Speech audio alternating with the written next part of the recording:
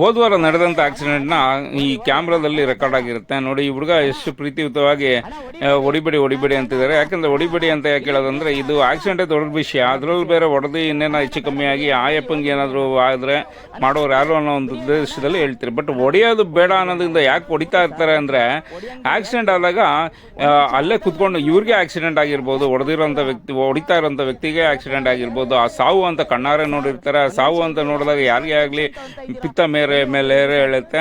ಹಾಗೂ ಅದೊಂದು ಇರ್ಬೋದು, ಇಲ್ಲ ಅಂದರೆ ಅಕ್ಕಪಕ್ಕ ಇರುವಂಥ ವ್ಯಕ್ತಿಗಳು ಕಣ್ಣಾರೆ ನೋಡಿರ್ಬೋದು ಈ ವ್ಯಕ್ತಿ ಮಾಡಿದಂಥ ಆಕ್ಸಿಡೆಂಟ್ ಯಾವ ರೀತಿ ಇರುತ್ತೆ ಅಂತ ಹೇಳಿ. ಆ ಅಕ್ಕಪಕ್ಕ ಓಡಾಡ್ತಿರೋಂಥ ವ್ಯಕ್ತಿಗಳು ಕೂಡ ಹೊಡೆದಿರ್ಬೋದು. ಇಲ್ಲ ಅಂದರೆ ಈ ವ್ಯಕ್ತಿ ಆಕ್ಸಿಡೆಂಟ್ ಮಾಡಿ ಓಡ್ ಬಂದಿರೋಂಥ ಒಂದು ಚಾನ್ಸಸ್ಗಳು ಇರುತ್ತೆ. ಸೊ ಎಲ್ಲ ಇರೋದ್ರಿಂದ ಎಲ್ಲ ಏನಾಗುತ್ತೆ, ಈ ವ್ಯಕ್ತಿ ಓಡ್ ಬಂದು ವಿಡಿಯೋ ಮಾಡೋ ಟೈಮ್ಗೆ ಹೊಡಿತಾ ಇರ್ತಾರೆ.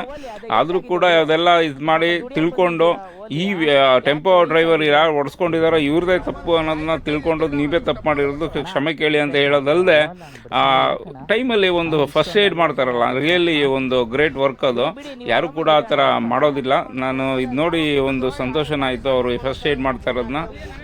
ಕಾರು ಕೂಡ ಚಿಕ್ಕಮ್ಮಾಗಿರುತ್ತೆ. ಸುಮ್ಮನೆ ಯಾರು ಹೋಗಿ ಹೊಡೆಯೋದಕ್ಕೆ ಹೋಗಲ್ಲ. ಸಾವು ಅನ್ನೋದು ಬಂದಾಗ ಯಾರಿಗೇ ಆಗಲಿ ಅದು ಪಿತ್ತ ಮೇಲ್ಗೆ ಏರ್ಬಿಡುತ್ತೆ. ಹುಷಾರಾಗಿ ಓಡಾಡಿ ಸ್ನೇಹಿತರೆ.